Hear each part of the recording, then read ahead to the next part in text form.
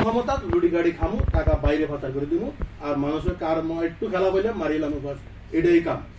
নীতি পরিবর্তন হয় না, নেতা পরিবর্তন হয়েছে। এই জন্য ইসলামী ধর্ম বাংলাদেশের আমিরের স্লোগান নেতা নয়, নীতির পরিবর্তন চাই। আরো 3টা স্লোগান: সাম্য, মানবিক মর্যাদা, সামাজিক ন্যায় বিচার।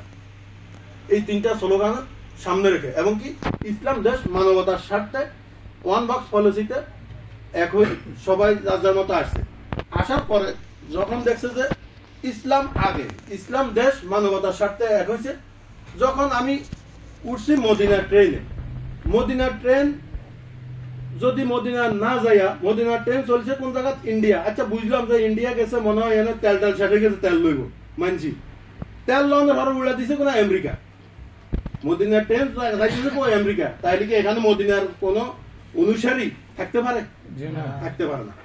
এই জন্য মদিনার অনুসারী যারা, তারা নামে গেছে। নামে যাওয়াতে এখন সকল বদনাম ওই মদিনাওয়ালারা যেরকম কত রকমের কথা বলছে, পাগল এইটা সেটা বলছে না, এগুলো সব বলছে না তৎকালীন, এখনো বলতেছে যে ক্ষমতার লোভে।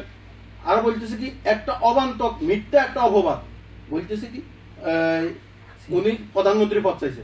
যেই বেড়া সংসদ সদস্য খাড়া হয় না, ইসলামী আন্দোলনের আমির বর্তমান বিশ্বাস, উনি কোন জায়গা নির্বাচনের জন্য খাড়া হয় না, তো হ্যাঁ প্রধানমন্ত্রী কেন চাইব? প্রধানমন্ত্রী কিলে চাইব? মন্ত্রণালয় কি এমনি সাধারণ এমপি ছাড়া লোকের মন্ত্রী বানাই দেয়? এরকম সিস্টেম তো আমি দেখি। আসন সমঝোতা তো বৈঠকে হয় নাই, প্রধানমন্ত্রী কার কাছে চাইতো না, চাইছে বলে এটা গুজব উড়েছে না, আসন বিলে চাইছে, এটা তো গুজব। আমাকে প্রশ্ন করছে প্রধানমন্ত্রী যে সংসদ নির্বাচনে করে না, হ্যাঁ প্রধানমন্ত্রী চাইব কিন্তু একটা মিথ্যা অবান্তর কতগুলা কথা। এই মিথ্যা যাদের কারণে বলে, যারা বলে শুনি শুনি বলতেছে, তাদের এই মনে করেন এই মিথ্যার ঝুড়িটা কে বহন করবো আসলে ময়দান? যার কারণে বলতেছে হ্যাঁ বহন করতে হবে না, যার কারণে একটা লোকের উপরে দায় মিথ্যা একটা ধমক দিতেছে, হ্যাঁ বহন করতে হবে না, যে তোমার কারণে এই লোকগুলা বলতেছে, ফেসবুকে বলেন, এমনি বলেন, সামনে বলেন, বলতেছে হ্যাঁ তো গ্রহণ করতে হইব না, কোনো চিন্তাধারা নেই। তারপরে যেমন খুশি তেমন, মানে ইসলাম নাম হইছে, ইসলাম নাম দিয়ে যেমন খুশি তেমন সাজে। একটা মনে করেন চারুকলা, যখন স্কুলে পড়ছি দেখছি চারুকলা, যেমন খুশি তেমন সাজো।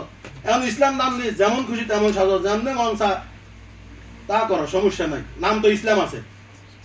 ইসলাম নাম দিছি, ইসলামী হুকুমত গঠন হইল, ইসলামী হুকুমত কায়েম হয়েছে, কায়েম হওয়ার পর ইসলামী হুকুমত কায়েম হওয়ার পর কি জান্নাত মিলে যাব?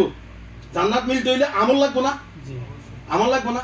খালি ইসলাম নাম দিলাম, খালি ইসলামী হুকুমত কায়েম হয়ে গেছে, ইসলামী হুকুমত কায়েম হওয়ার কোনো আমল দরকার নাই। যার যার যেমনি খুশি এমনি আমল চলো, আমলের দরকার নাই, যেমনি খুশি এমনি চলো, এটা ইসলামী হুকুমত না।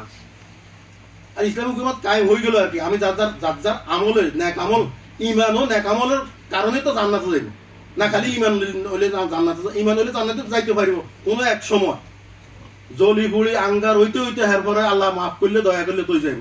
কিন্তু আল্লাহ তো শর্ত দিয়েছে ইমান ও ন্যাক আমল দোনোটা লাগবে।